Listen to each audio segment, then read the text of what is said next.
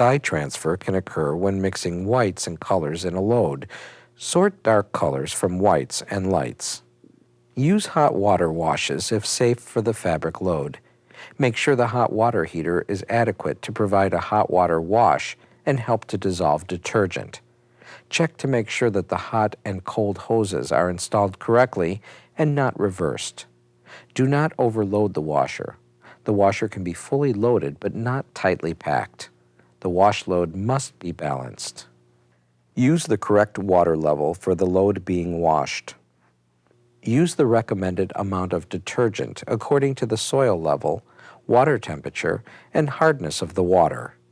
Be sure to use the detergent dispenser when available, or add detergent prior to loading clothes.